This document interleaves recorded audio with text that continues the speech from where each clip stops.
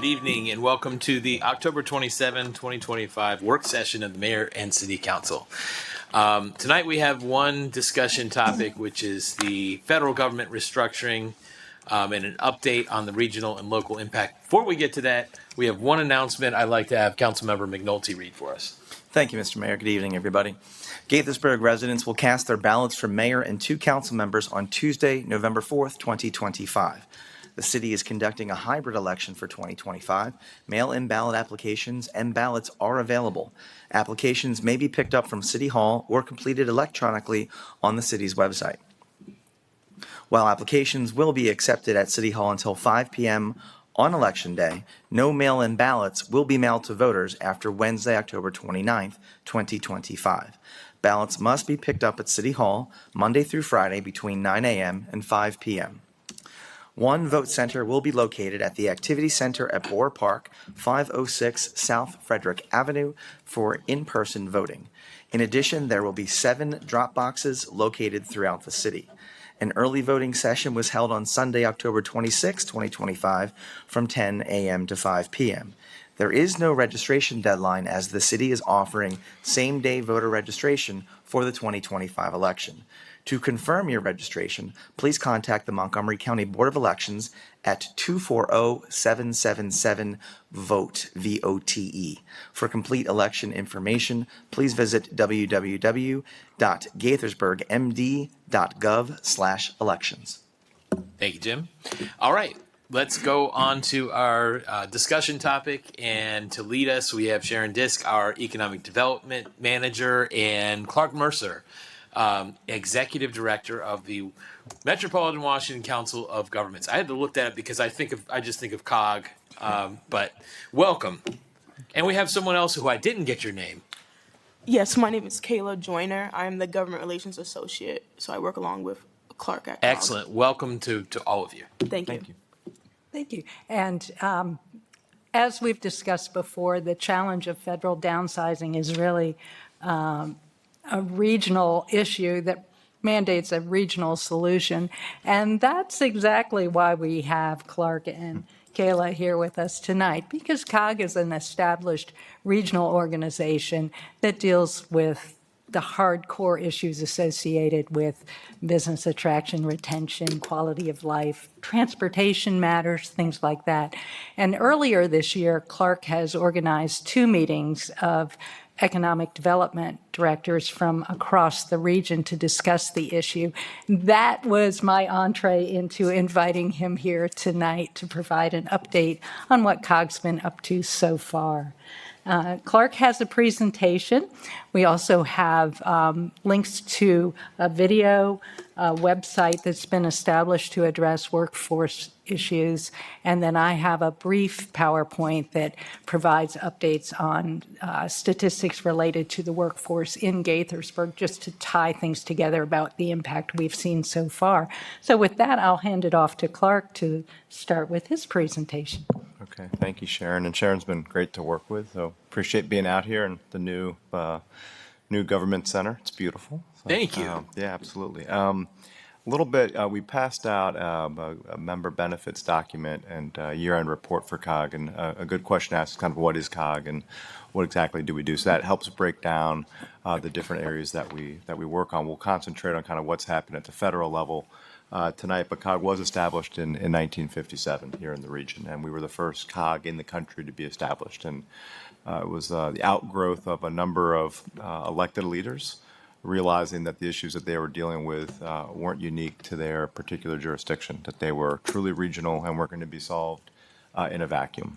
And so COG does a lot of work in transportation. Neil Harris serves on our transportation planning board, I believe is in line to be chair next year. And a few years after COG was created on the transportation side, President Johnson signed the National Highway Act, mandating that if you have over 50,000 folks in a region, you have to have a metropolitan planning organization, MPO. The feds won't put a dollar on a transportation or a transit project unless it sits in the MPO's long-term plan.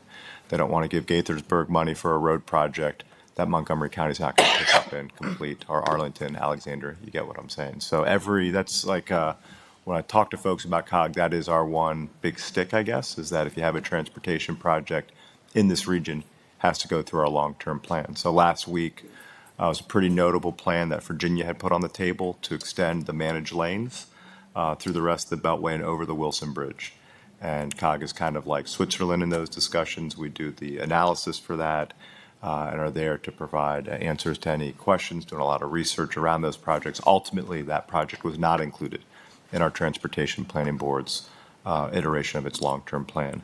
But we work on more than just transportation. We run 28 distinct public safety programs for the region. So everything from the fingerprint ID system to if something's pawned in Gaithersburg, that shows up in a database in Virginia, Maryland, and DC, to the mutual aid agreement, which is what allows a Gaithersburg police officer to respond across jurisdictional boundaries. It enumerates the command and control liability for that situation. I was driving by the Marine Corps Marathon this weekend, and there was like an ambulance or fire truck from every jurisdiction. The mutual aid agreement's almost always in effect. Really notable circumstances where it's been in effect recently, the mid-air collision with American Airlines, 90 different agencies from local, state, and federal levels responded to that. Swearing in of the president, Jimmy Carter's funeral, and January 6th a few years ago when you saw state troopers going across the bridge responding to the Capitol, the mutual aid agreement was put into effect. We have a pretty big clean air and clean water team. Again, water and air are not things that respond across boundaries, but those red air alert days, that comes from COG. We have someone taking those measurements. We have a group that's out doing water quality remediation work. We do wastewater, so Blue Plains Agreement, which is the largest wastewater treatment plant of its kind in the country. We help manage that. So things when you're kind of banging your head against the wall, wishing that governments were coordinating, is where COG should come in to play and coordinate. Of course, this metro region's COG is a little bit different. We've got a lot of counterparts throughout the country. Mostly they sit within jurisdictional boundaries of one state. So we are essentially 3 states and the federal government, which makes coordinating unique and a little bit different. If COG were its own footprint, it's around 6 million folks. We're the most diverse state in the country. We're the most well-educated state in the country, and we're 14th in the country for GDP. And Sharon mentioned bringing her counterparts from the economic development authorities together a few months ago. One of the areas that we are working on with Sharon and her colleagues is how do we sell and market this region as a region. The Department of Commerce runs a program called Economic Development Districts. So Maryland has several EDDs, as does Virginia.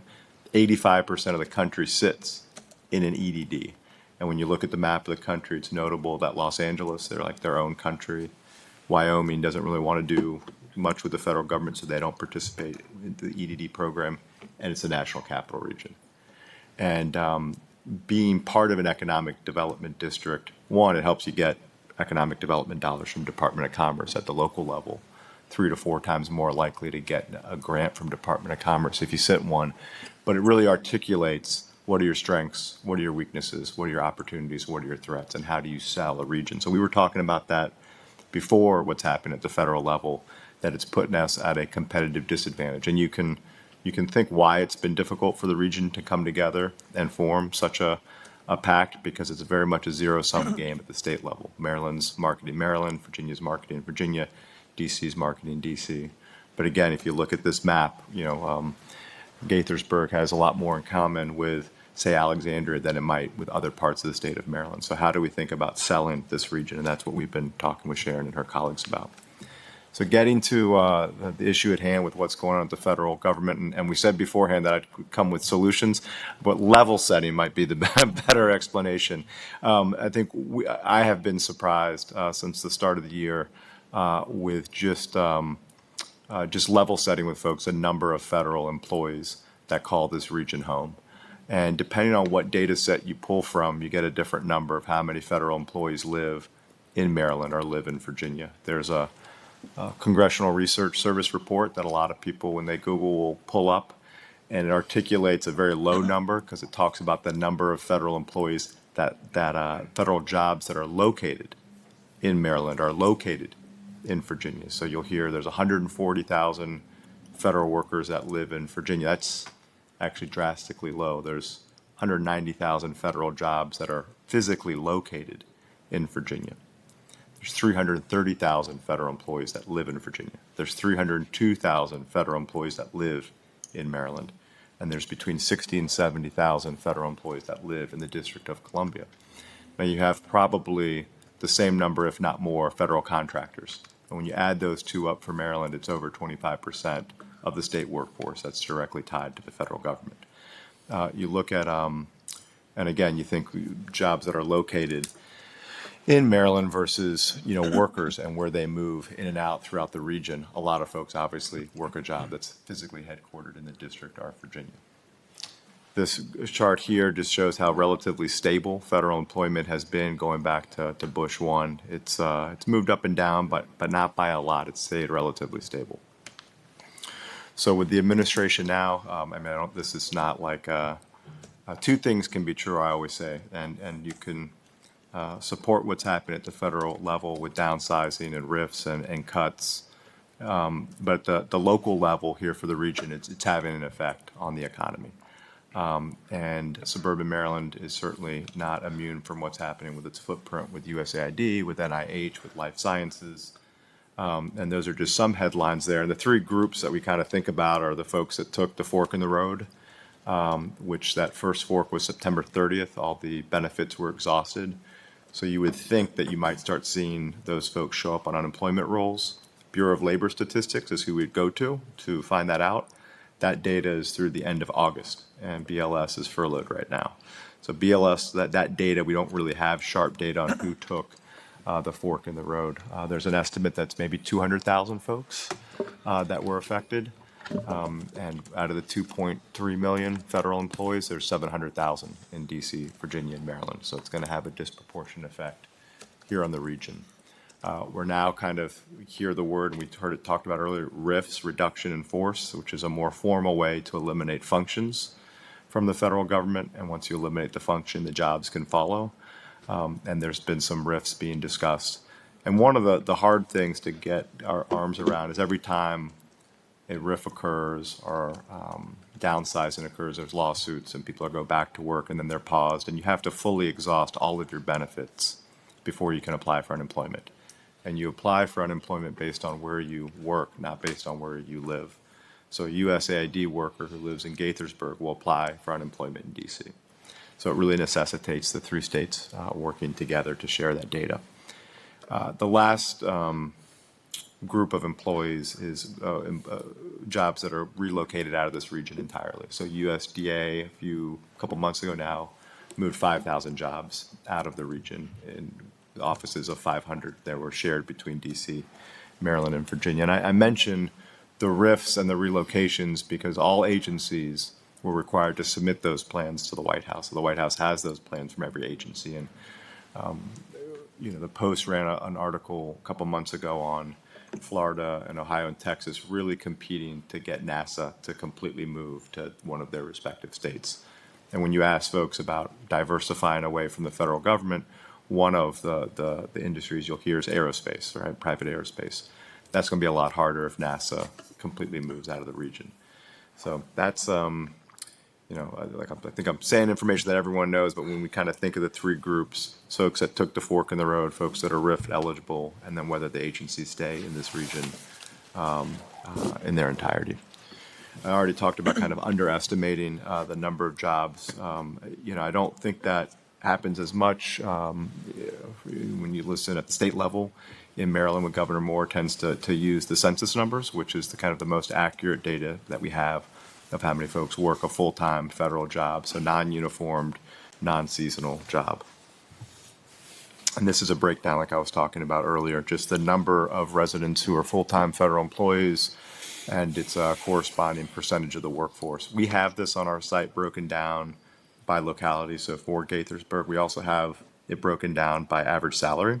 And across every jurisdiction, all 24, the average salary of a federal worker is higher than the average salary of a full-time employee in that region, or that jurisdiction. And here we have for Gaithersburg, a little under 4,000 folks who work a full-time federal job. It's a little under 14% of the workforce here in the city.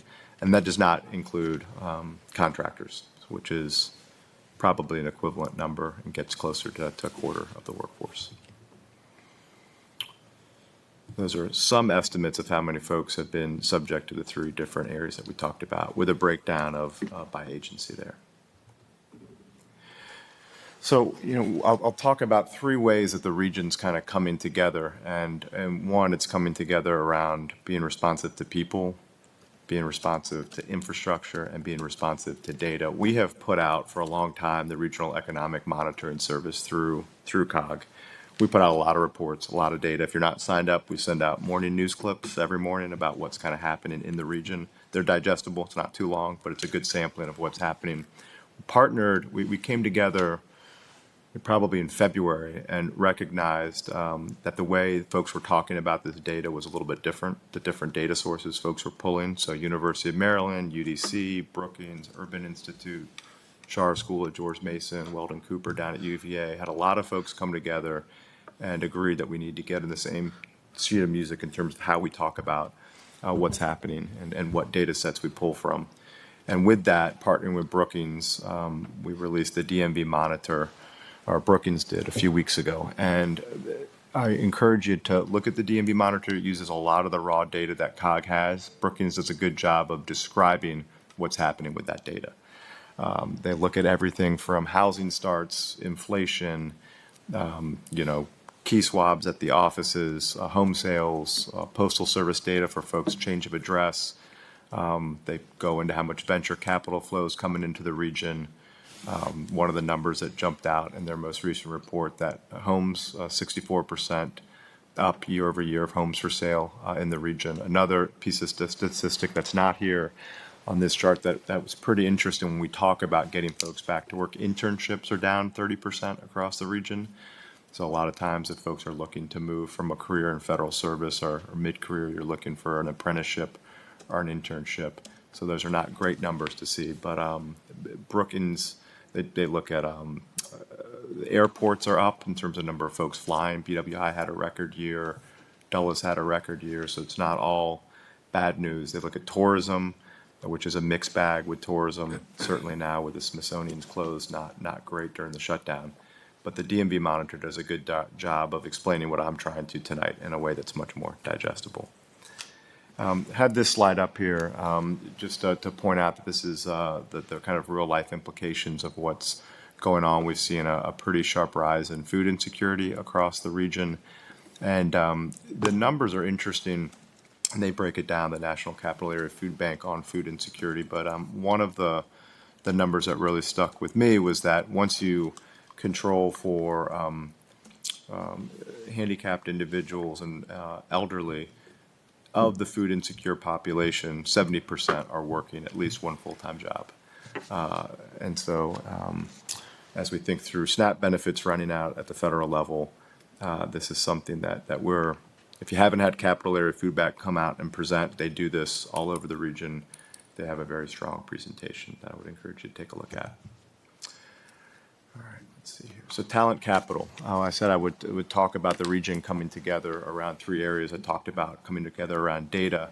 Talent capital, and this is, we had a get together with Sharon and her colleagues. One of the realizations a few months ago was every jurisdiction is offering, and it's great that they're offering, job fairs and resources and job boards. It's hard for a would-be job seeker to go to 40 different websites and try to make sense of what's available out there. A lot of links that you go to on job boards are not active. You find a good job, this is a great fit, you click through, the link is dead. So we pulled together leadership from Maryland, Virginia, and DC and raised money for one advertisement campaign, kind of a PR campaign called We the People. And you see that all over in the Post and at Union Station and on billboards and digital. And that's an attempt to remind workers in this region that they're valued and loved and we want them to stay here. And I say that because, go back to my opening slide, other states realize what a talented region we are. And we have about 15 states that are actively marketing into the region right now, encouraging folks to move out of the region. And about half of our folks that live in this region aren't originally from the National Capital Region.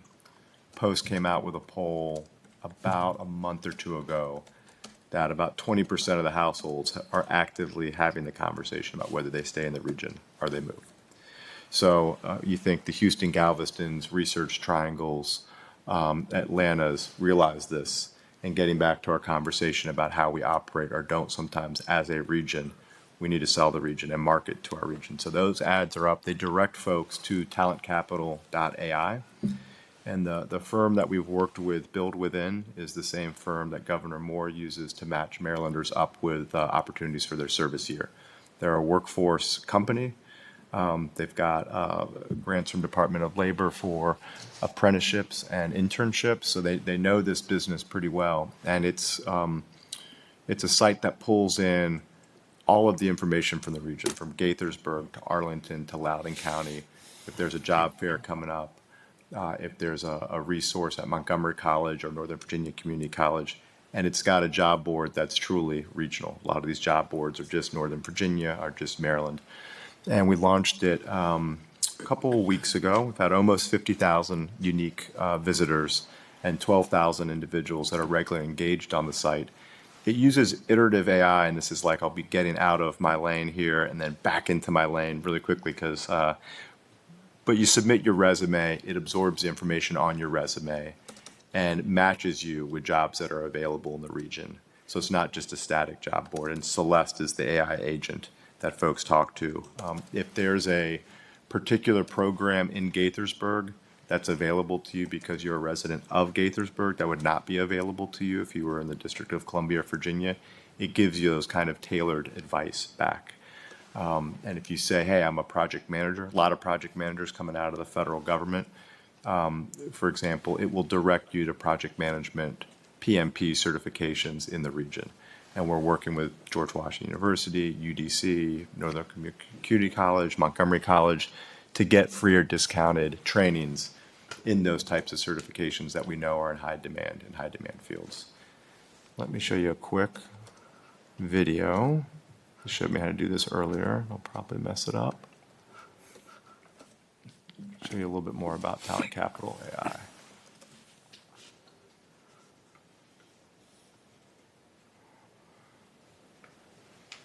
You can picture like really good elevator music right now. Lots of partners throughout the region that are part of this site.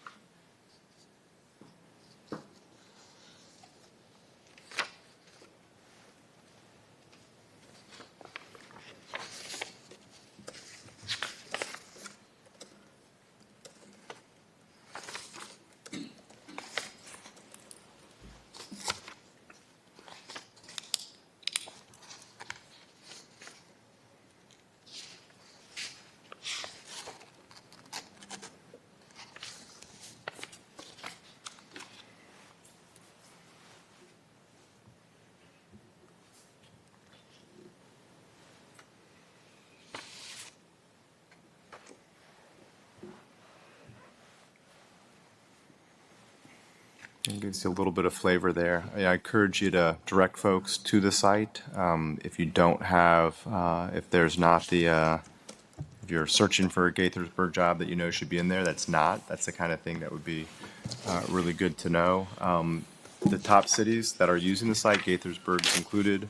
Gaithersburg, Arlington, Rockville, Alexander, Ashburn, Silver Spring, and Washington, D.C. So folks across the region have got a breakdown in terms of where they're coming from, the types of companies that they're looking at, and the roles: network engineers, cybersecurity specialists, editors, copywriters, developers, a lot of folks representing the project managers looking for work. So I do, if you please, we get great feedback from folks, and it helps us kind of improve the site.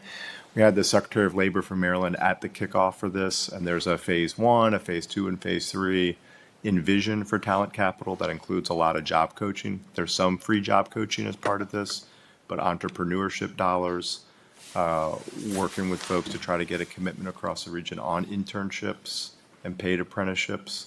And the more we can kind of get our principals at the state level to meet and talk about this issue, the better.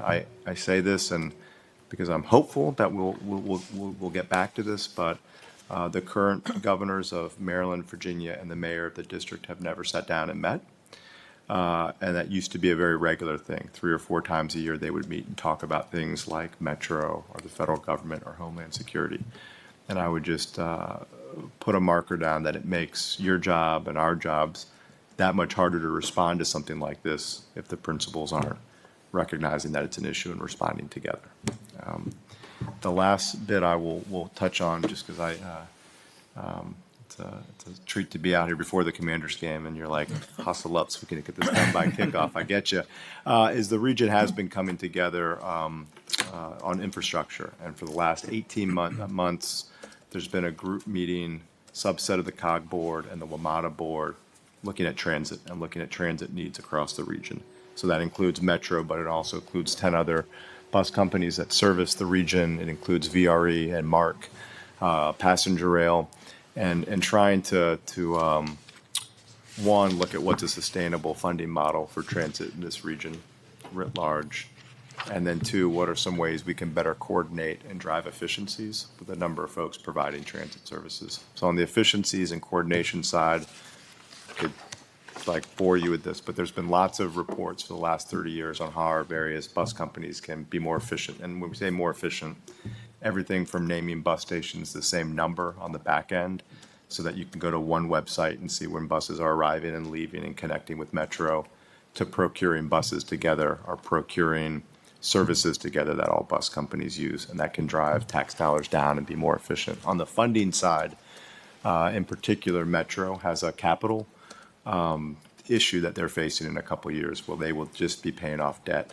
service and not being able to reinvest in the system. And 10, 12 years ago, 15 years ago, when the tracks were getting on fire and we were having some pretty high-profile safety incidents, they've been able to whittle away at their deferred maintenance.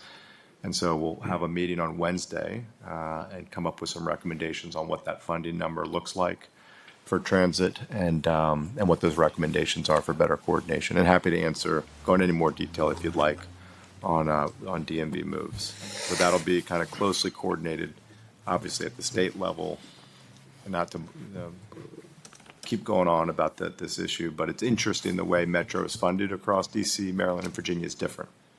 In Virginia, the Metro bill is split between localities in the state. In Maryland, the bill is sent to Annapolis, and it's paid out of state tax dollars. So it's a little bit different on different sides of the river how they look at this issue and how the governors and localities look at it. And that's a challenge because Metro is the only transit system of its kind in the country that does not have a dedicated tax that pays for the system. So in most every major metro area, it's a sales tax that pays for the transit system, the subways. Here, you need to go to Annapolis, Richmond, DC, and the federal government every year to get funded. And Mike, I'm not telling you anything you don't know, but those groups don't agree on a lot. So it's hard to have long-term planning for an organization when that's your funding model.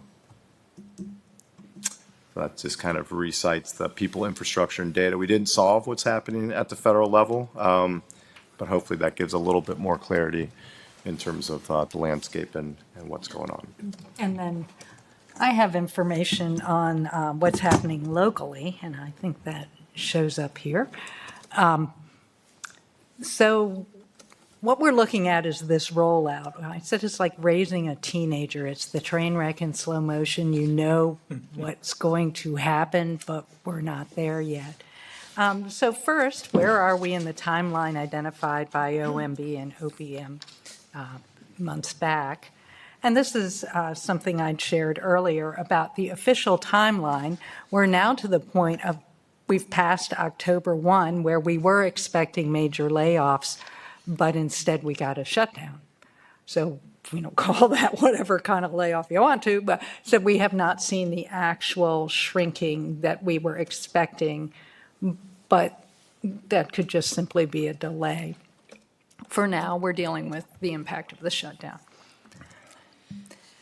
Then what's happening in Gaithersburg? I looked at the jobs and real estate information, and this is kind of a situation where you don't necessarily need to have the best information or the most thorough information to know what direction we're headed. And that's fortunate because at the city level, frequently the information lags. What's available at the state level might be more current. So this is what we're seeing for now. As far as employment, I looked at Gaithersburg, Rockville, and Montgomery County, and if we compare August 2025 to August 2024, we've already seen a decline of 978 jobs. We don't know if those are federal jobs, other private sector, government jobs, but we do know there's been a significant decline. Previously, the last declines we saw were during COVID. Before that, it had always been fairly slow and steady growth year over year. So we had recovered from COVID, and now our economy is headed back in that bad direction. Rockville saw a loss of 920, and Montgomery County as a total was 14,337. So that's a pretty big change year over year. We tend to do month to month because employment can be seasonal. So you don't want to compare August to December. You want to compare August to the previous August, July to the previous July. Unemployment rate for Gaithersburg, a year ago in August it was 3%, and 2025 it was 4%. You see similar increases in Rockville and Montgomery County, and this is workforce data by place of residence. Federal government employment, now this is workplace location. So you can see the jobs we had in August 2025 in the Frederick, Gaithersburg, Bethesda MSA. We had 48,800. That is a loss of 5,400 jobs in 1 year. So while we may not actually be feeling it much in our economy, we are actually seeing a large number of individuals that are affected. I used to say, the unemployment rate doesn't matter. If you're unemployed, the unemployment rate is 100%. And that is exactly what many people in our community are feeling right now. We're also seeing shrinking opportunities. These are Maryland job postings, and they are now below pre-pandemic levels. So not headed in the right direction.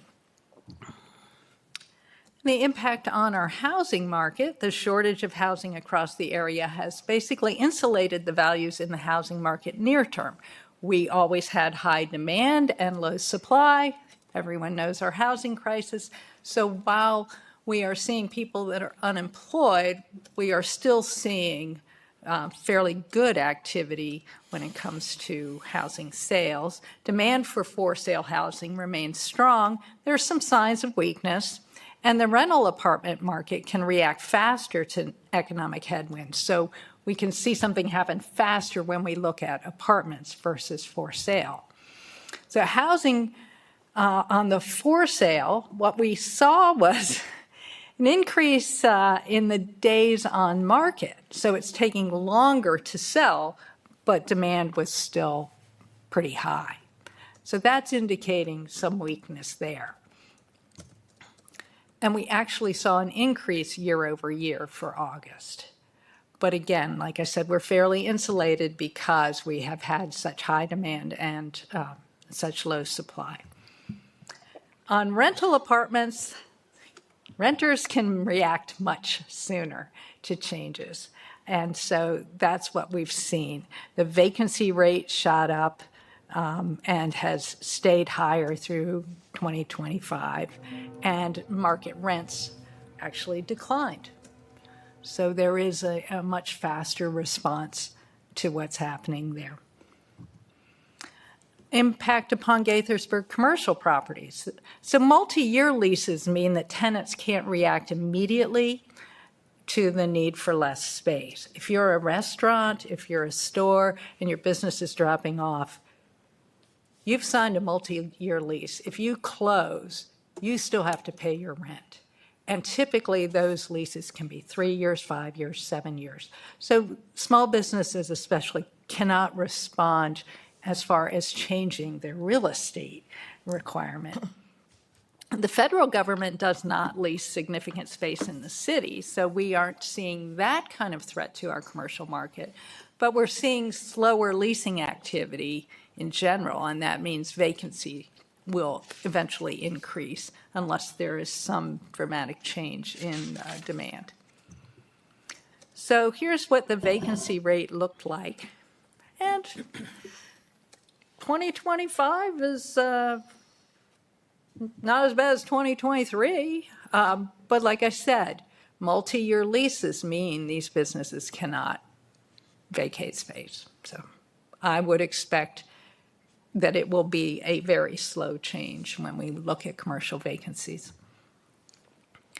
Net absorption. Now that's an indicator of what's happening in the market now. Absorption is the space that's vacated versus the space that is leased. And what we're seeing now is negative absorption. So that means there are fewer companies out there looking to lease space. So while we will slowly see businesses vacate, we will probably see less replacement tenants. The rapidity of absorption, the amount of space absorbed and how fast will slow as business demand shrinks. So the immediate impact at the individual level, displaced workers, that's prompted government remedies targeting those affected, like Talent Capital AI, and Montgomery County has mobilized Montgomery.com, and they established the Federal Workforce Career Center in Montgomery County as well. That's all well and good, help the people find jobs right away. Negative impacts upon the demand for commercial real estate and the viability of local businesses will emerge. That will be that slow-moving train that's headed towards a cliff.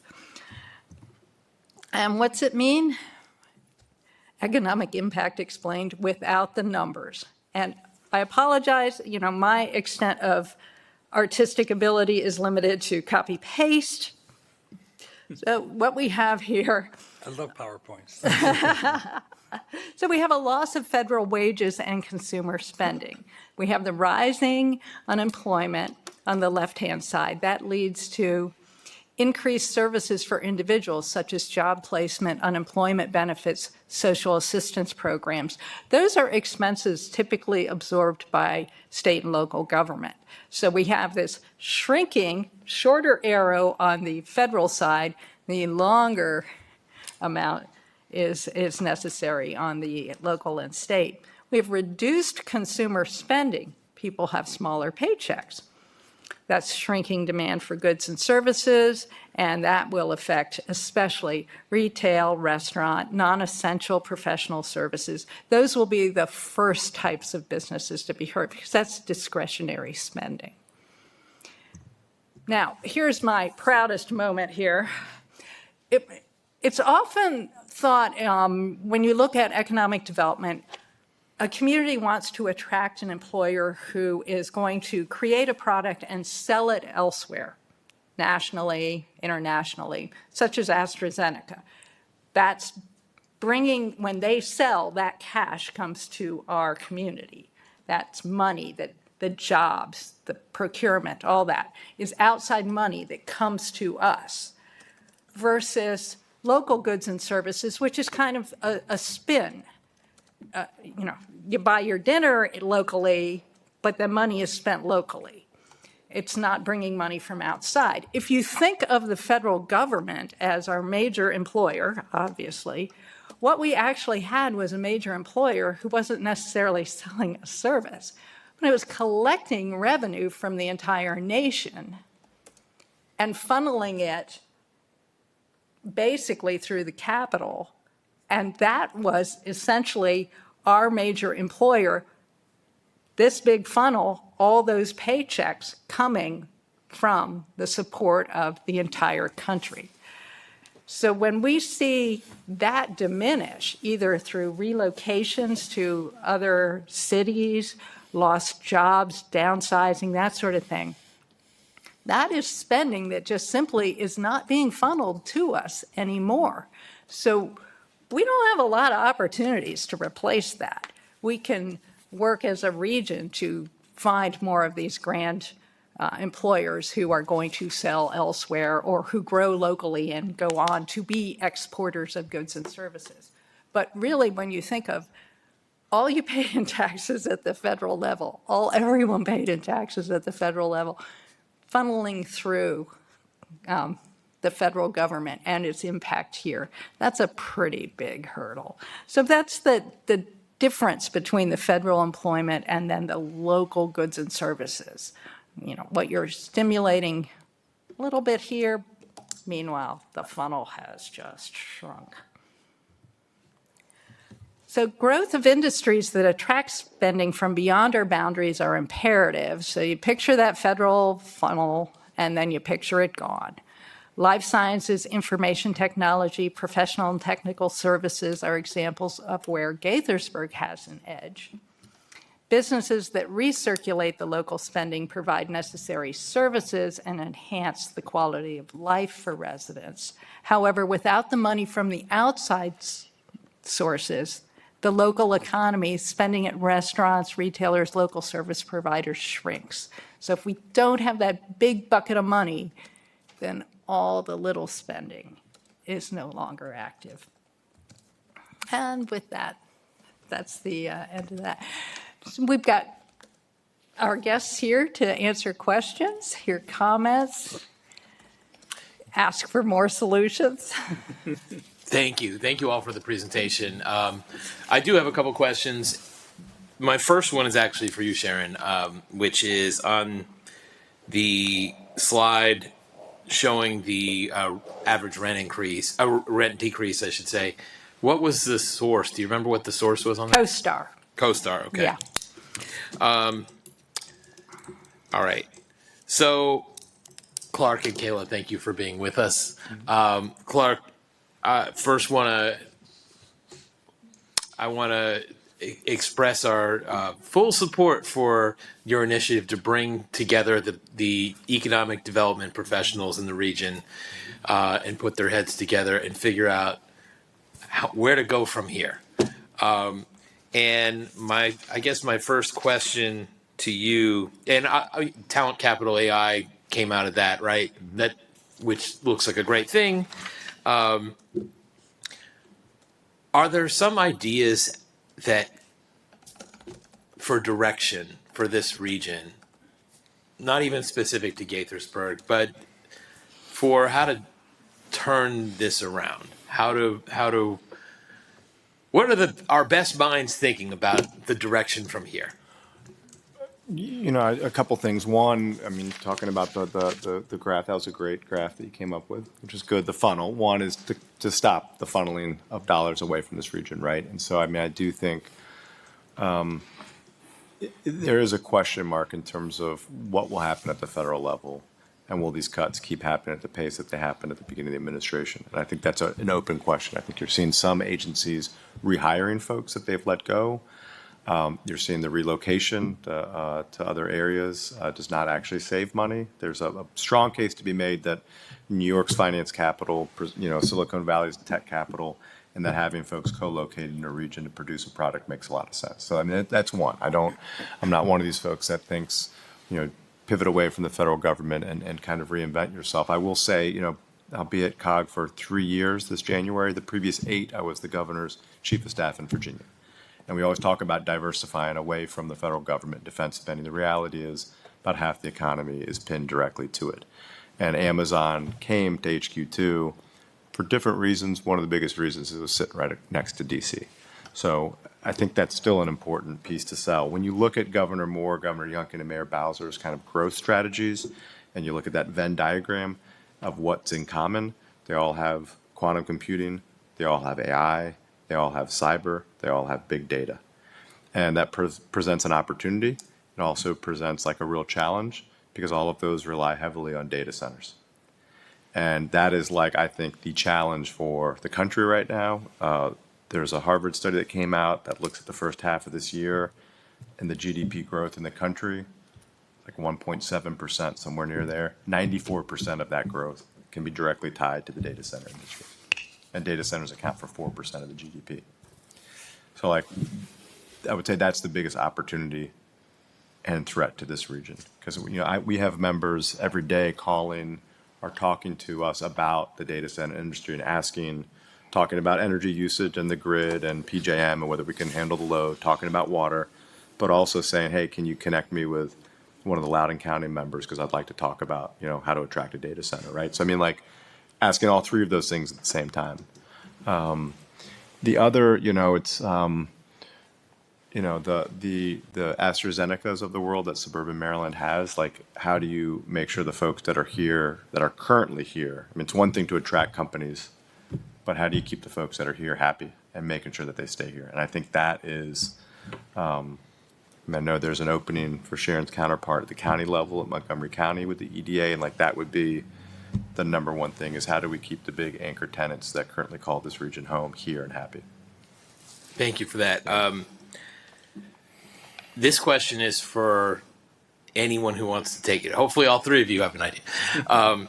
Give us one reason to be hopeful.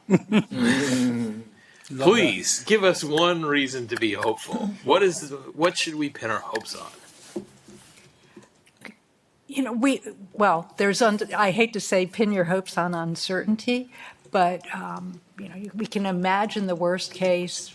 We can imagine the best case, where the best case would be nothing would really fundamentally change from what we've known for years. But that uncertainty means we probably won't see the worst case, probably won't see the best, but we won't see the worst.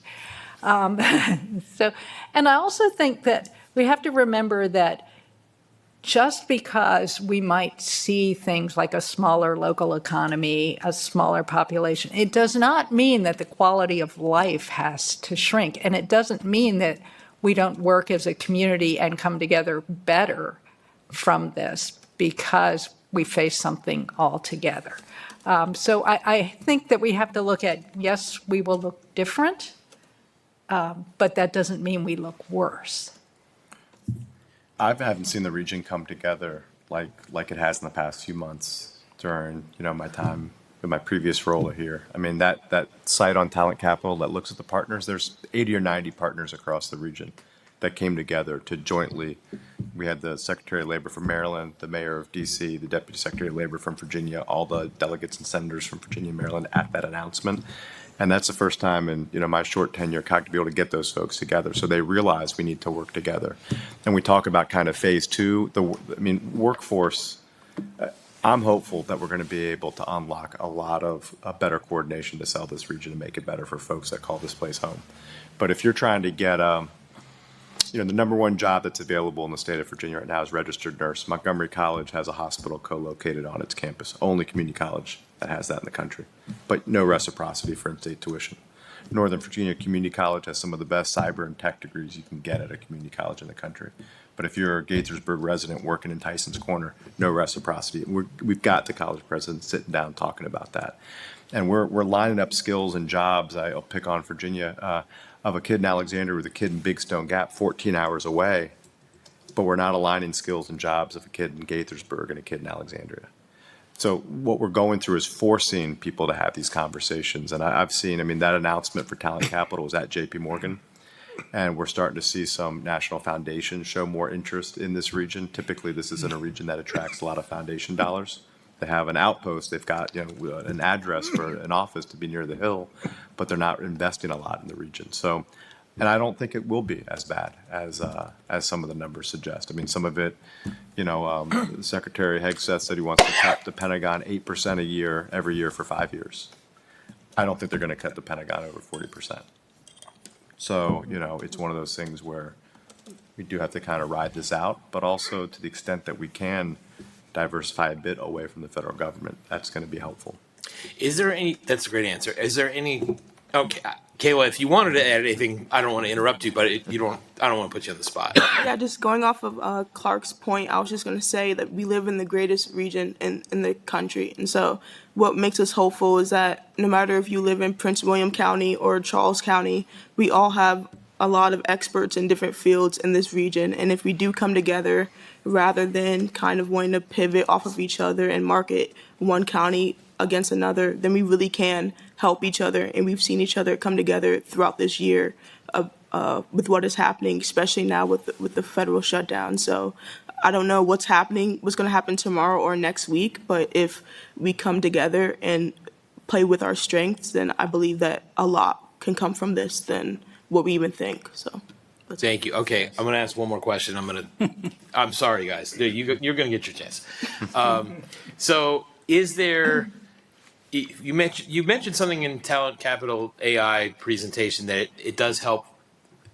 It's geared to help entrepreneurs, right? Like someone wants to start a business, it has some sort of navigation function to it, right? Is there a jurisdiction that you see that's really doing a good job nurturing entrepreneurs? Because I believe you're right. There is so much talent here, and if they are being laid off from the federal government, why won't we see some new business startups? Yeah. So DC Startup Week, DC's doing it. DC does a pretty good job. They just have their Startup Week is regional. So, and I think it just ended, but it was a 10, 20-day set of events, hundreds of events across the whole region. And we need some money behind the startups. I mean, we direct folks to some opportunities, but we need the states putting some money behind some startup dollars. And, we had, is interesting that we worked with a couple of companies that have started up, former federal workers that are helping other federal workers start new companies. And we had one such person introduce the mayor at the Talent Capital kickoff, and it started a new kind of daycare operation, not like a small one, but like linking folks from across the region to get daycare resources. So, I mean, but we need some money behind that, right? And that's the other piece that I think has been interesting in the job is that, I don't feel that either in Maryland or in Virginia, the regions punch at their weight in the state capitals. And we're kind of viewed as a donor to the state capitals. You give more money in Gaithersburg tax dollars to the state than you probably get back. Probably feel that way. Might be fair. Sure, we do. Sure. Well, that's 100% the case with other jurisdictions throughout the region. And our COG footprint's about 45% of the GDP of Maryland. It's 45% of the GDP for Virginia. Fairfax County alone is 25% of the GDP for the Commonwealth. And there are parts of Southwest Virginia that fund their schools 70% with state tax dollars. So one of the things that we're working kind of hard at is to do a better job with our delegations of getting on the same sheet of music when they go to Annapolis or go to Richmond and speak with more of one voice, rather than we've all been to legislative previews and talk to a delegate or senator, I'm going to do these 100 things in session. It's like, what are the 3 or 4 things we need to accomplish as a region? And investing in talent capital, investing in our infrastructure, in WMATA and Metro, investing in housing. I mean, these companies that are looking to locate in Gaithersburg are going to say, okay, can folks afford to live in a region around Gaithersburg? Can they get to work here? And do they have the talent? And to Kayla's point, we've got the talent, we've got the best folks. We can certainly work on housing affordability, and we can work on whether folks can actually get around this region and have a few hours left over to be with their families at night. Yeah. So. Jamil. I have a few questions. Keying off on the kind of talent pool question. When you have a highly skilled Fed employee, think about an NIH scientist or FDA employee or otherwise, and they're laid off, do you have any data on if they don't find a replacement job in the area, comparable salary, comparable days, how long do they stay before they're going to RTP or some other jurisdictions? So we don't have all of that data yet. One, end of the school year is one thing folks always kind of point to. You keep your kids in the school system until the end of the school year. You've kind of hit on a really important facet of this conversation where the Schar School looks at George Mason, all of the jobs that are listed as available and all the folks looking, and kind of does a macro match of, is there a match? And you really hit it. There's about a 30% match of folks that are leaving the federal workforce with jobs that are equivalent skill sets. Some of them are so unique. If you worked at, NOAA and you're a weather forecaster, there's just not a lot of those jobs. But you're 20, 25 years in, and most of the folks that have left are not, some of them new, but a lot of folks are more veterans to the workforce. And part of the conversation that we're having with the Board of Trade and Greater Washington Partnership and the local chambers is kind of how do businesses talk to this universe of folks? Because a lot of them are service-minded. That's why they moved to this region, and that's why they work for the federal government. So how can you make sure that you talk about service in the job that you're offering? But it's not a one-to-one match, and that's why all these different regions realize that and are are quick to try to recruit folks. And then in terms of the class of jobs, you talked about the commonality between the three governments on cyber, IT, and AI. So my background's more in life sciences, and I think about, when AstraZeneca expands a manufacturing facility, those jobs are there. It's kind of hard to, grow some protein from home to do that. But aren't like AI jobs, cyber jobs, you can do them anywhere. And I take your point on the data centers, but the data centers could be anywhere to power that work. So what does the region offer to keep those jobs here versus they go to lower cost jurisdictions or work remotely in other areas of influence that have that?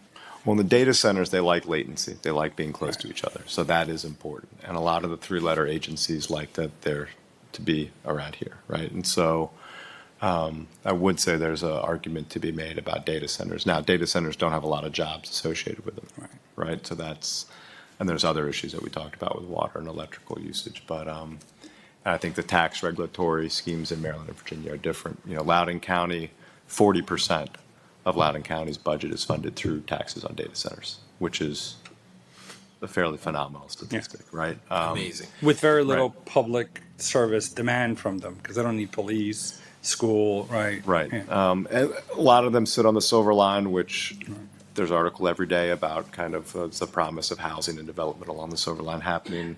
Not a lot of folks riding the metro off the Silver Line to go to a data center is my point, right? I would say on the AstraZeneca, and that's kind of getting back to the suggestion of like making sure that the folks you have are happy. I mean, Southern Virginia is making a strong play for pharmaceuticals and has had three really high-profile announcements, including AstraZeneca, Eli Lilly, and Merck, all multi-billion-dollar announcements in the last 4 to 6 months. And that's in that Petersburg to kind of Short Pump, which is a Goochland, west of Richmond corridor. And so just kind of hammer that back home, if that's has been an area of growth for this region, then what can we do to make sure that the AstraZenecas are happy and stay here? I'm not going to be able to answer the question about what the future of kind of remote work and hybrid work looks like and be able to do it from anywhere. I will say that when we kind of looked at the propensity to work from home, and I don't talk about it as much anymore, but the DC region, it was DC and San Francisco in terms of the major metro areas that work from home more than anywhere else. And the federal government really did lead that. And I think you're kind of seeing one of the observations we made, and all 24 CAOs co-signed a letter to the OPM under the Biden administration to point that out, that finding a little bit more moderate hybrid policy, that there could be an overcorrection if folks are as remote as they had been. And I think you're seeing, I don't know if that would have buffered against the overcorrection you're seeing, but you see it now, 5 days in, 9 to 5 at your desk with no flexibility. So this region's kind of struggling when it comes to what the posture is to hybrid work and working from home. Thank you. And I don't think there's a right or wrong answer on it. There's two sides to that discussion. But Lisa. Thank you, Mr. Mayor. Thank you, Clark, for this presentation and everyone. One of the questions I had was about remote work, but also in terms of the pandemic and COVID, were there lessons that we learned from the pandemic that we are able to use here? And is there anything that we're leaving on the table that we did learn and we haven't been able to collaborate enough to put to good use? I think we have been, I would say we learned nothing. I mean, perhaps it's an exaggeration, but the recovery from COVID was stimulated by federal spending. And what we're seeing here is the reverse. What we saw with COVID, what we did learn there was the importance of supporting those local companies, retail, restaurant, local services, because those were so affected by in-person. So that raised the prominence of those industries, which had basically been overlooked by many local and state governments. So programs were created to support those. But as far as lessons that will translate into making our area more competitive in business retention and attraction for those companies that generate the the greater wealth. I really feel like it's just so typical of humans to not learn from history. And it was only 5 years ago. So I hate to say that I don't see direct translation between what happened through COVID and the COVID recovery. It seemed as though that generated a greater dependence upon federal spending, and now our crisis is the reverse. I mean, we're at its core a long-term planning organization at COG. That's what we do for the region, where the growth is going to occur, how many folks will live in the region, how many jobs we'll create. I think a few lessons learned from, one, you're right about COVID. There was a huge federal injection of relief dollars that aren't going to come. I mean, that's not a lesson learned. That's just a reality. Some jurisdictions are kind of polishing off the playbook of rent relief and eviction, moratorium, things like that. If these cuts go, I mean, could go back to some of the programs that you stood up at the time. But the way folks move and travel is different. Like this has been and you see that in like our long-term plan for transportation. One of the big pieces coming out of DMV Moves is not advocating for heavy rail expansion, but more bus corridors. I mean, that hub and spoke system of how you move in and out of the city, that's the metro map. There's a lot of folks that are moving between the counties. I mean, Purple Line's a great example of that, and investing in buses that move across counties and cities during the day. Some of the meals tax, I mean, you probably have a different posture here than Mayor Bowser would in DC about the effect of working from home on the meals tax. I won't say which member I was with, but was with one of your colleagues at a Panera at 3:00 in the afternoon, and this individual said, look, like, yeah, I do think for efficiency's sake for the federal workforce, there should be a heavier play to get folks to be in more, but this Panera has never been as full at 3:00 as it is right now. And our gross tax of meals tax is doing well at the expense of the district. So I mean, it's not people have different takes on it throughout the region, I would say. Thank you. Thank you. Rob. Thanks, Mr. Mayor. And thank you both for the presentation. And Clark, thank you for your leadership and COG's leadership on kind of this convening function on, I've noticed it since COVID and beyond about kind of the centrality that COG has played in the regional response to what we're facing, whether it be COVID and now it's the federal workforce. And so thank you. And thank you, Sharon, for kind of highlighting this issue on now that we're actually beyond the fiscal cliff, we just haven't felt it because the cliff is suspended with a shutdown. But you've really been kind of ringing the alarm bell since this beginning of this year. Question that I've got is a conversation that kind of Sharon, myself, and some other folks have been having is a more regional impact of the federal spending and that funnel that you're talking about, and that we're focused on life sciences here, the life sciences corridor, and the budget impacts to life sciences, I think, are more pronounced than other budget impacts. And so the proposed budget decrease for HHS is almost chopping the budget in half. And so we've been kind of talking through how to diversify our economy. What strategies could we have, for example, to attract startups? And so, we talk about AstraZeneca, big company, multi-billion-dollar, multinational company, but it's here in Gaithersburg because they purchased MedImmune. And MedImmune's here in Gaithersburg because it grew as a startup in our local ecosystem. And so, one question that I've got is, are we seeing, and I know, Clark, you had mentioned about the Secretary Hegseth's comment about 8% decrease in budgets over 5 years to the tune of 40%, but that's not what we're seeing. I mean, in the most recent 2026 National Defense Authorization Act, you actually see a 13% growth, and a lot of that is, my daytime employer is chasing a lot of that money. But the defense industry is large in our area. It's more pronounced, I think, in the Virginia side, but we've got some companies up here, including the largest defense contractor in Bethesda. So are we seeing a shift in the money, or are we seeing a decrease in the funnel?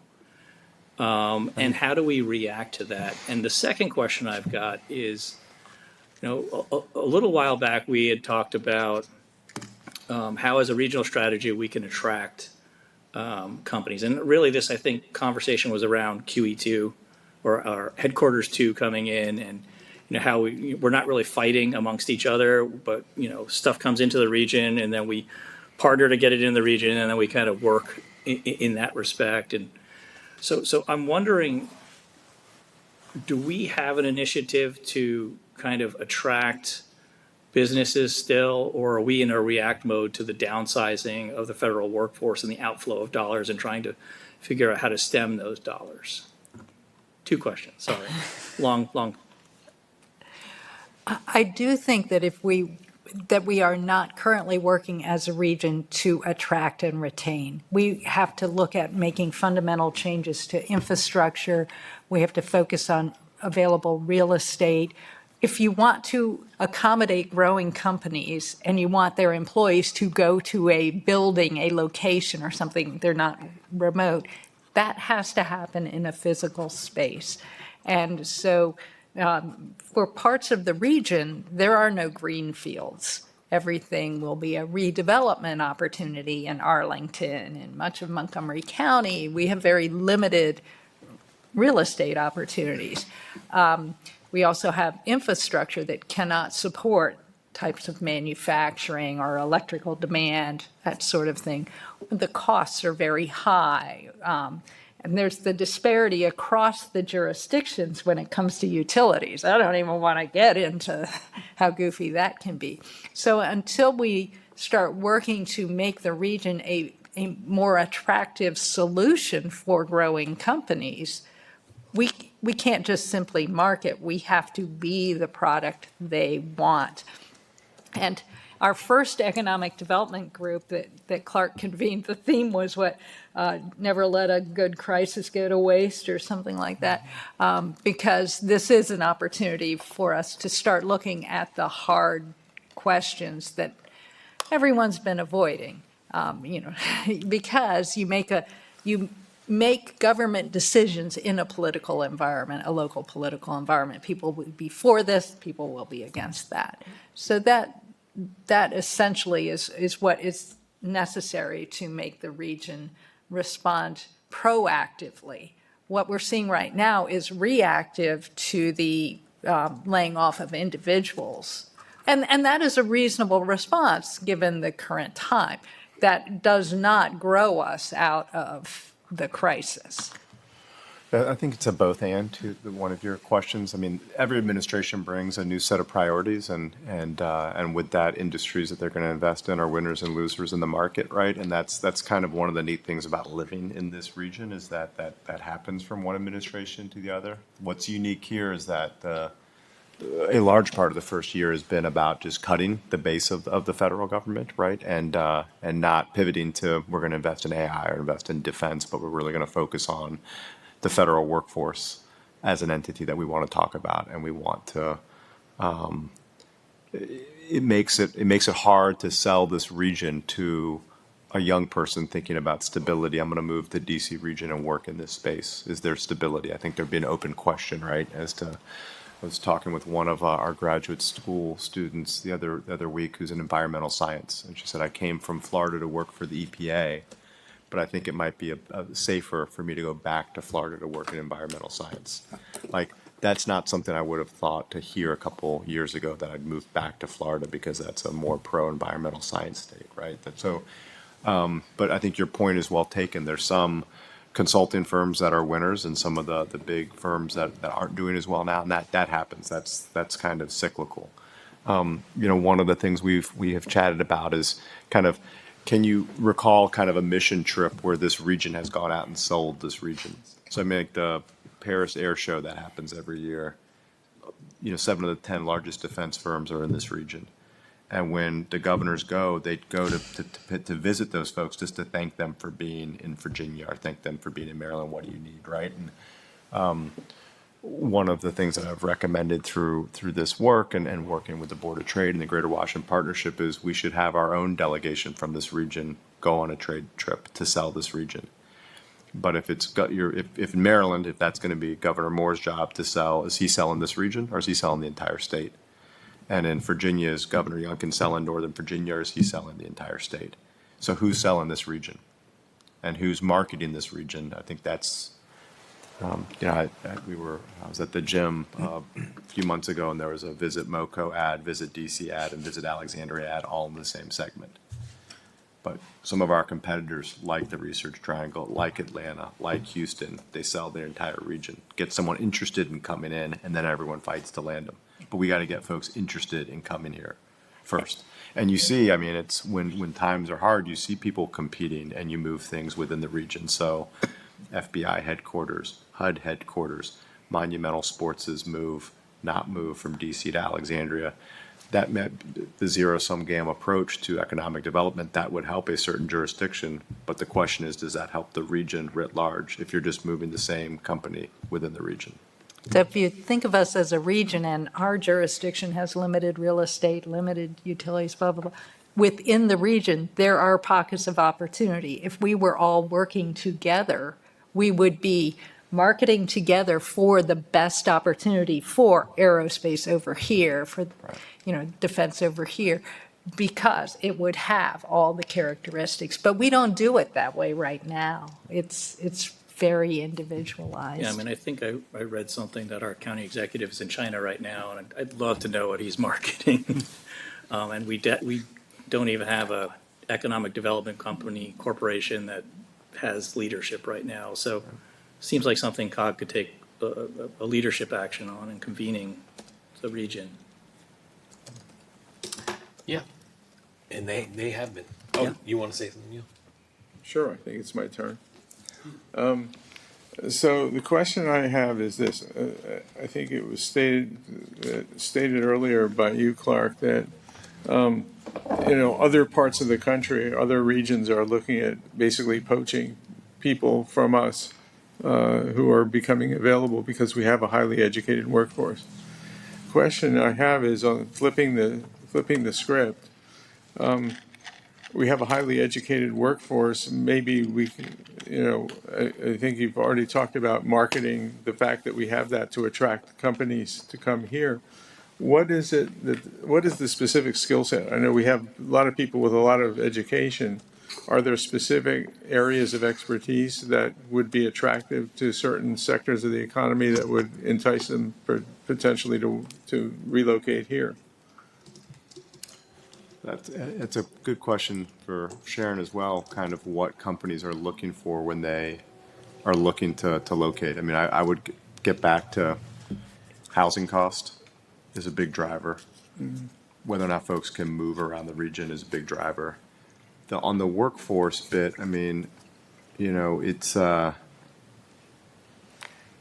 one thing to say you have a talented workforce. It's another thing to say I've got 500 folks ready to make the widgets that you're producing in your factory, relocate that to suburban Maryland, right? And so I think on the workforce side, we can be smarter and more targeted with how, and I'll just give this example from across the river because I'm used to it, but there's flex warehouse space in Virginia that's used for their workforce development. So if they recruit a company from Louisiana that makes widgets, not only do we have smart people, but we will actually go to Louisiana, model out the factory line, replicate it, and train 500 people so that day one that you're here, we have 500 people that can make the very widget that you're making. So it's not going to take you time to train up. So I think it kind of depends on the industries that we're recruiting, what they're looking for in terms of being able to move into town and get to work right away. But Sharon, cost of doing business is one of the biggest factors that keeps us from landing companies here. And the Amazon, the HQ2 deal, 70% of those incentives were not money to Amazon. It was investing in a new Potomac Yard Metro stop. It was committing to a pedestrian walking bridge from what's now National Landing to the airport. It was investing in K through 12 STEM education and partnering with 23 colleges to produce more computer science grads. And those aren't tied to Amazon jobs. But that is showing that we'll have the workforce. 30% of it's money that goes to Amazon after they produce a taxable job, and we see the tax receipts. And that getting back to kind of some of the workforce in the colleges, wouldn't it be neat if we had the 20 or 70 colleges that are in the DC region, identified these are the 5 areas that are growing, and we're going to produce curriculum that aligns to those 5 areas, and you can move around this region. You talk to Jermaine Williams from Montgomery College, their president, he'll say, I know my students are still in this region. They're just not in Montgomery County, and I don't have visibility on where they are, what they're doing. And if some of the other neighboring jurisdictions would be more willing to share that data with me, we could do a better job of being responsive to what our graduates are going on and doing and building better curriculum for them. Sharon, in your last presentation, I remember you had like a top 10 list of things that attract that companies who are relocating were looking for, and maybe you can resend that at some point. I still have the notes like right on my desk because I think about it all the time. Yeah, the site selection Yeah. characteristics. And labor is typically right up there near the top. In times of low unemployment, labor is actually always at the top. And then in times like now, when we have rising unemployment, labor will drop a little. But as far as what our area leads in, professional, scientific, in fact, we're doing an analysis right now. We've retained a consultant as part of the land use element of the master plan. They're evaluating the employment sectors that we currently have, where the talent is, and what are likely targets.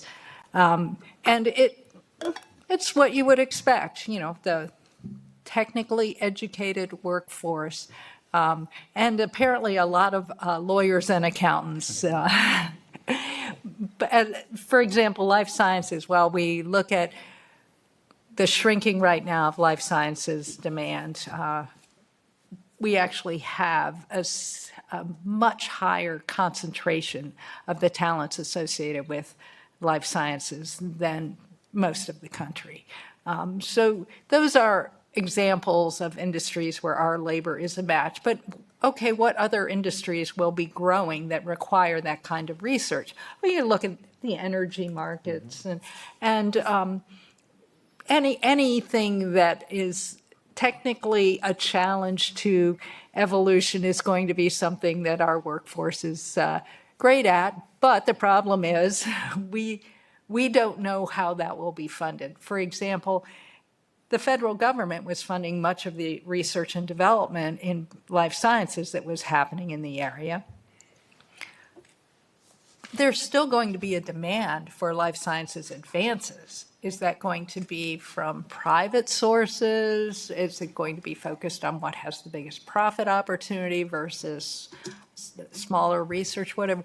We don't know how this world will look as we see a shrinking federal government. Will there still be demand for some of the things that happen here?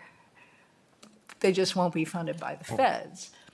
So, I don't think there'd be dollar for dollar replacement, certainly.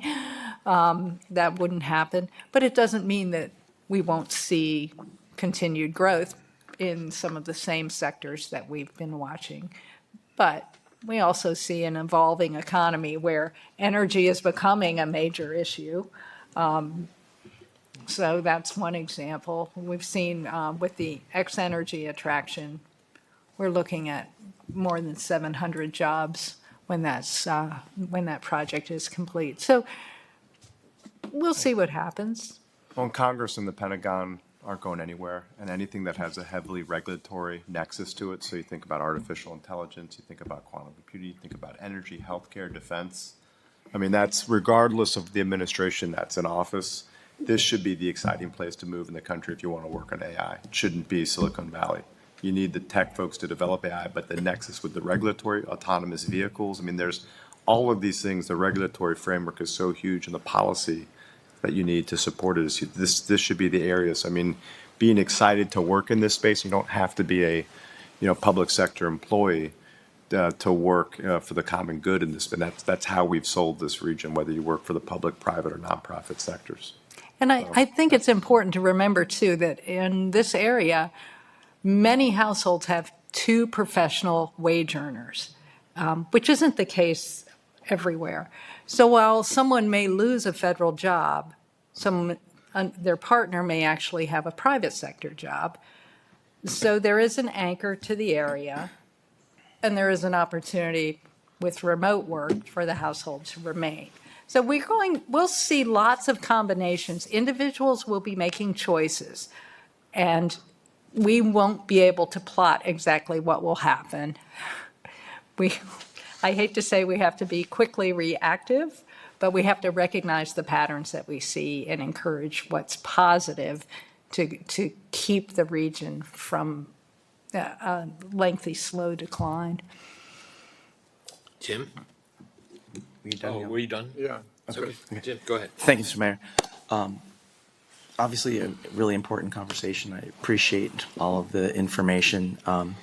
So, Clark, Sharon and myself and Councilmember Wu were talking about small businesses this week or last week and entrepreneurship and trying to be able to connect our residents to existing resources and people that have either gotten rift or laid off and giving them opportunities to access those resources that they'll need to be able to create their own opportunity. You mentioned at the outset, how many of these jobs that are posted are dead links or, there's not really information, there. And I've experienced that in my own job search when I got laid off in February.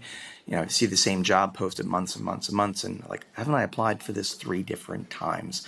Do you have any recommendation for us as policymakers to, what we should be doing to create an environment where people want to be here, or they at least can come to us as a resource to be able to help them figure out that next step?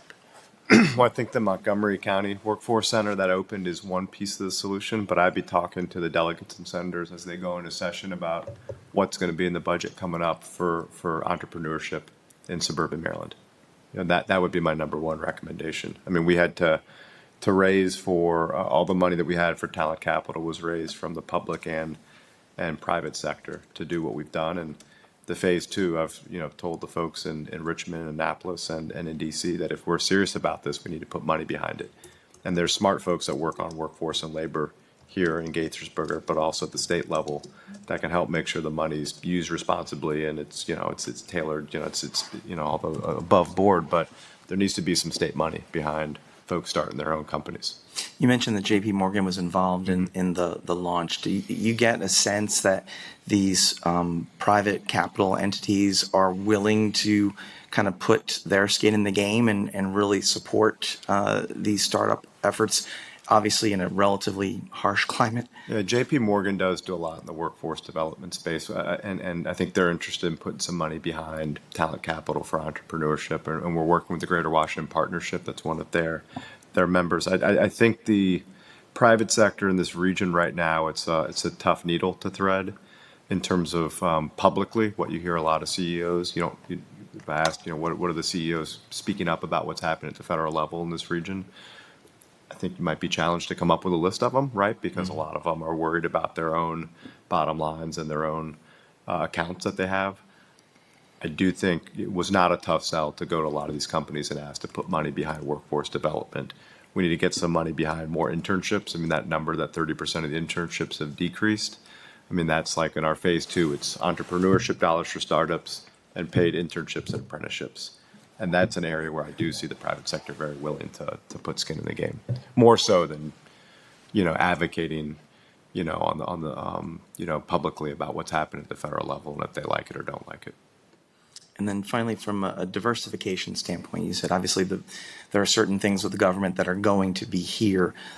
We've had conversations about, the federal money that's been going into biotech and obviously some of that being dried up. Do you see any risk of the biotech corridor here in Montgomery County drying up at all? I went to school in Scranton, Pennsylvania, which is kind of that cautionary tale of what happens when an area is completely dependent on one industry.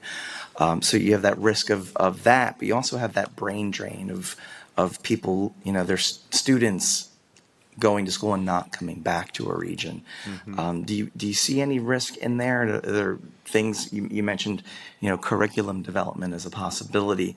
Can you expand upon that a little bit? Well, Councilmember Wu kind of talked about the fact that there's an opening at the county level at the Economic Development Authority. And again, I mean, I think I've said this once, I'll say it again, like AstraZeneca would be like the first company, if I was hired to take that position, I'd go sit down with and ask them, how's their experience? What can we do to make this an even better community to call home? Because the announcements that came out of, the Richmond area, those are three, each one was above $2 or $3 billion announcement. And that was a COVID lesson learned, was to try to make generic drugs cheap and rehome them from overseas to the U.S. But that would, I think it's a threat. And I think, this is a crazy stat that not used to hearing across the river, but the first 6 months of this year, GDP growth in Virginia was 34 out of 50 states. And they're not particularly used to hearing those numbers, I can tell you. And so they're looking around, what are companies and industries that we can attract? And clearly the pharmaceuticals is one area that they think they can keep building on. And that would be, and I don't know, I don't know what AstraZeneca would say, if it's, what you could do to make it an even better community for them. Maybe it is workforce. And if it's workforce, then what can we do working with University of Maryland's and the higher ed network to produce, maybe it's something different. Maybe it's a machinery and tools tax that I don't know about, right? But, what's a competitive edge that you can adjust to remain a great place for them to do business? Thank you. Yeah. Just had one quick follow-up and clarifying on the federal government funding of life sciences. Just to clarify, as I understood it, most of that money, like on clinical development, for example, most of that NIH money is at the very early stages, preclinical, phase 1. Still, phase 2 and phase 3 in commercialization is borne by the private entities themselves, private capital, venture capital investors. So that shouldn't have the same effect on it, which is, the later it goes into the stage, the more value that's created for it. But it does really put a challenge into in the industry, we always say the NIH and the federal government is the investor that can take those systemic risks that a private enterprise cannot. And they help create the foundational kind of knowledge, the base scientific knowledge that then companies build upon and get marketed. Although we did have federal spending that went directly to companies like Emergent. Yeah. For biodefense and for biodefense, sure. yes, exactly. Yes. Is there anybody from the public who would like to speak on this topic? Well, can I get up in a second? Yeah, you can come testify. Yeah, I worked for Well, NOAA. hold on, Russell. You need to come to the microphone. My- You need my- to my state your name and My address. name is Russell Kennedy. On your address too? Or neighborhood. 8 Russell Avenue Okay, condominium. now go ahead. I worked for NOAA, and I worked for an agency which was established by law in 1807 by Thomas Jefferson.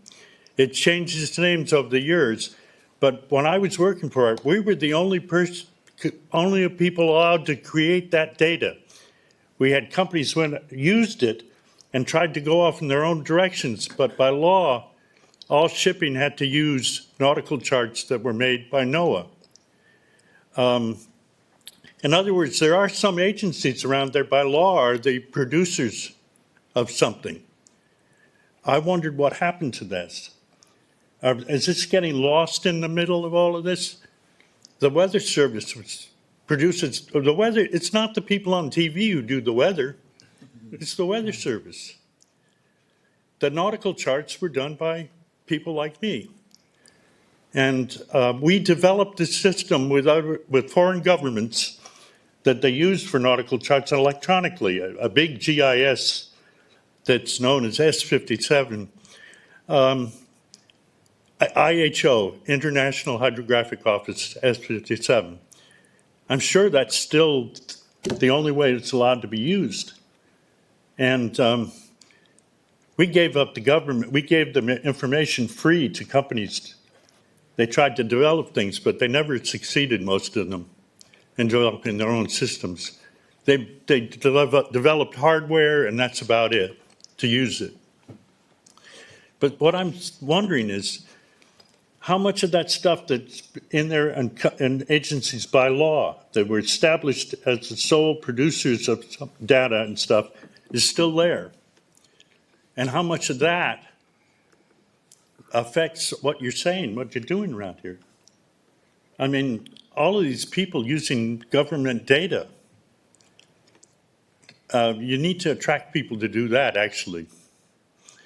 But I was just wondering, I happen to know my agency I was there for the 200th anniversary of the agency at Monticello in Virginia. And we were very proud of what we did. We were the only producers of this in the United States. Even the Corps of Engineers came to learn to use our system for the rivers. They actually came to me, but that's another thing. And the Defense Department developed their own system, and they started to swing around too, because all the other companies, all the other NATO people were using our system. So there are strong agencies. Thank you. You're out of time. We Oh, I'm out. Thank yeah, you. we appreciate it. Yeah. Okay, before anybody gets to that, let me see if there's anybody else who wants to testify. Any desire? Okay, let me just check online. Do we have anybody on Teams who'd like to testify? If so, use the raise hand function. Okay, not seeing that. Okay, if anybody wants to react to that testimony, you're welcome to. Otherwise, we can move on and just leave it with you guys. I would say at this point, we don't know what staffing will look like in federal agencies that generate products such as data service and all. We simply don't know. Yeah. Well, and your point's well taken. The government produces a lot of data that's very valuable. And we talk a lot about AI and AI policies and making sure that we protect the data that we have, because a lot of companies would like it. And that's been a big topic in the first year of the federal administration, is who has had access to what data sets, and making sure that it's protected and retained is important. I think Russell makes a good broader point that we've all been discussing over and over again, is kind of what are the advantages we have here because of our proximity to these federal agencies that generate intellectual property or their work product. And so conversation that Sharon, myself, Tom, and Jamil have been talking about is how do we leverage NIST? The agency that makes us a donut is also the premier agency for artificial intelligence governance, for example.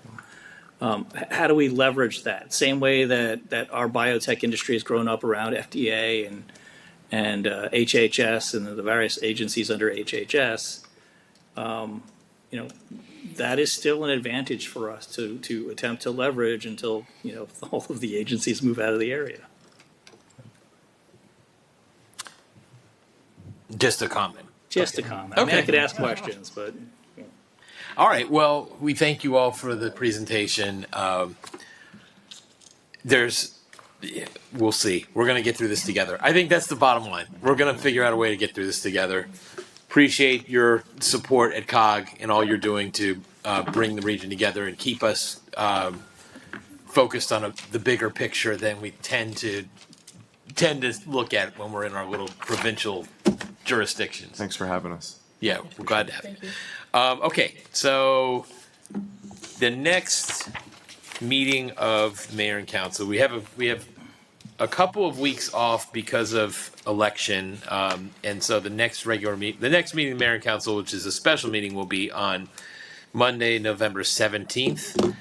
Please, everyone, as we said at the beginning of the meeting, remember to vote. Election day is a week from tomorrow, and if you have a mail-in ballot, make sure to send it in. Otherwise, maybe we'll see you in person on November 4th at the Activity Center at Port Park. Until next time, let's do great things, Gaithersburg. We are adjourned.